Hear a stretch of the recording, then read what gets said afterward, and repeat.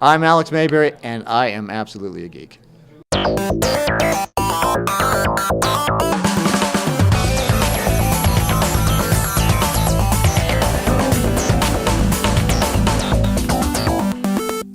Hi, my name is Alex Mayberry. I work for Blizzard Entertainment. I'm lead producer on Diablo III. Now, Diablo III made the choice to go to the console as well as the PC. How does that affect? Did that affect your development of the game at all, or did that present any unnecessary hurdles that you didn't have in the past? Not really. You know, we started with the PC, and that was our focus for many years.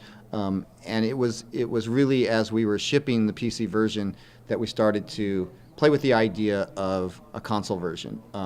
And you know, initially we got a few key people to start exploring. Can we make it work? Can we make it feel right? But we always thought that Diablo was a game that would really translate well to the consoles. So we built up a portion of our team to focus solely on console development, and they've done just such a terrific job of taking the game that we created on the PC side and not just doing a straight port, but redesigning it from the ground up so that it is, you know, handcrafted specifically for the consoles. And we're now getting to a point where we have the expansion here on PS4, and our teams are now becoming sort of homogenous, where it's really not about which platform it's on. It's really just about the game that we're making. Nice. Now, do you foresee some of Blizzard's other popular games going to a console, or do you think that's just because of Diablo's gameplay, it ported naturally? You know, it's hard for me to speculate on what the other teams are going to do. We certainly are happy as a company to be back on consoles. It's been a lot of years since we've been able to do that. And you know, we would all, just even as players, like to see our games on more platforms. Now, are you hardcore Diablo at Blizzard, or are other games friendly with you? Are you friends with the StarCraft guys and the WoW guys? You all one big family, or is there a competition? No, we're really all one big family there. Each team has its sort of, you know, each game team is unique in the sense that the development focuses on the game type they're making, and each game presents different challenges. But we also share with each other the challenges we have. We share with each other how we solve problems, and so we all benefit from the knowledge we gain in our day-to-day development of game. Oh, nice. Now, what can you tell us about the adventure mode in Diablo III? Okay, so adventure mode is really this cool new feature we've put in. So, you know, as much as we love to tell a story and play through it, we do, just like everyone else, recognize that you can only play through that story so many times. So we wanted to create a new mode of play that exists outside of the storyline. So when you're done with the story and you want to do something different, you can play adventure mode. And what adventure mode does is it takes the world and it opens it up entirely. All waypoints are unlocked. We've replaced the waypoint list UI with an actual map of the act that shows where you're going to. And you don't even need to be at a waypoint. You just pull up the map and you click on the destination you'd like to go, and you will teleport there. We've also changed the difficulty of the game to be dynamic. So difficulty is no longer level banded. No matter where you go, enemies will scale in difficulty to meet your level as a player. So the world is equally challenging wherever you go. So with that, if you end up taking a look at the world map we have, you'll see that we have quest markers all over these maps, and they're random and where they appear, and they're random in terms of what you'll do, but they'll give you objectives to do in the world, like go kill a unique named creature, or go complete an event, or go kill a boss, or go clear a dungeon. And as you complete these bounties, you gain rewards and prizes and tokens that let you open up what we call a Nephilim Rift. And this is basically a portal that when you step through, the game will randomly create a dungeon for you from 1 floor to 10. And it will pull from areas all over the game. So as you go through portals and change floors, you may go from a cave to the cathedral to the crypt, and it will take you to all different areas. Wow. On top of that, we have randomized the look of the areas. So you can end up in a place that, you know, as you come in, you might not recognize it. Even though it's from the story part of the game, we've changed the look. So you might end up, you know, in the oasis, and instead of it being a moonlit night, it's now red and demonic looking. Wow. Or, you know, you'll end up in the crater where we've actually turned the lights out, and now all you have is the glowing lava. We also changed the monster population. So we're putting together combinations of monsters that don't exist in the storyline. This is where we break the rules. This is where we break the conventions.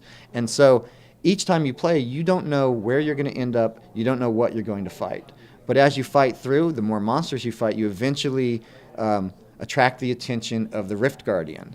And as you'll eventually break a threshold where suddenly this boss spawns, and he's a random boss with random abilities, and you have to defeat him, and then this is how you can potentially gain more, better loot and more upgrades and that sort of thing. Wow, that sounds really neat.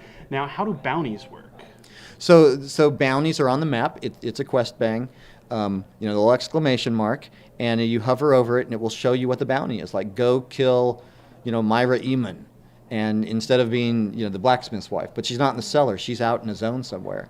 And so what happens is when you go to complete the bounty, in the story mode of the game, you're completing a narrative, which means very often you are going from point A to B, fighting challenges along the way, but you're on a path.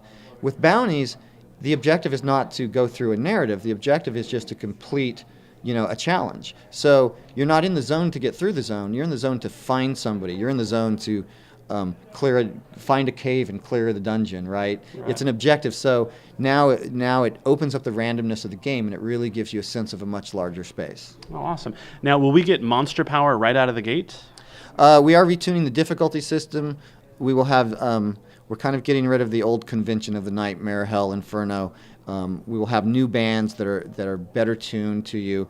The very last difficulty will still give you the monster power slider, but you'll get to choose as a player what difficulty you want to play on. You don't have to do this repeating cycle to open up the next difficulty. It's really how good's your gear, what's your damage, what's your survivability. Here are all the difficulties. You decide what's right for you. We're also looking at even allowing changes in difficulty on the fly as you're playing. So if it's too difficult, you'll be able to just tune it down a little bit. So the goal is to give players the tools to make sure the game presents them with a challenge. And if they want a really hard one, you can choose that. If you'd like it to be a little easier, you can choose that too. Nice. Now, I'll have to read this question. It got sent to by one of our hardcore Diablo players. Now, getting usable loot for a class I'm currently playing has always been an uphill battle. Will players see a noticeable difference in loot drops with the loot system in 2.0? So our new loot system is based on the philosophy of less is more. One of the first things you're going to notice right out the bat is there's a lot less loot on the ground, particularly less white items, less blue items. We've done a reduction overall of the loot that drops. Then the next step of that is making sure that the loot that does drop is far more interesting and relevant. And the way we do that is through a new system we call smart drops. So when a rare or legendary item drops, the game, there's a chance, it's not always 100%, but it's a pretty strong chance that the game will go, this is a smart drop. So let's look at the character you're playing and then give you an item that is for that character that has properties on it that enhances or changes skills that you have and is potentially an upgrade. We also have adjusted the drop rate so that you will be encountering legendaries far more often, and just overall it's a more generous scheme. So playing through Reaper of Souls, for everybody, you will see far more upgrades and a far better, more interesting item game. Nice. Now, I assume you play Diablo 3. I do. Now, do you have a favorite class that you play? I mean, I love them all. My probably current main is a wizard, and it's funny because I was thinking about changing to a barbarian, but after playing Reaper of Souls with my live wizard, the changes are so amazing that and I'm. Basically, I've turned my live character into a test character, and that's going to get wiped out at some point, and I'm almost going to cry when that happens because my wizard, just from the items that I've gotten, I've had 3 skills that I pulled off my hotbar that I've always run with since the day we shipped, mainly because gear drops that has made me go, wow, I have to replace those with these other skills because this item that I got makes that skill awesome. Wow.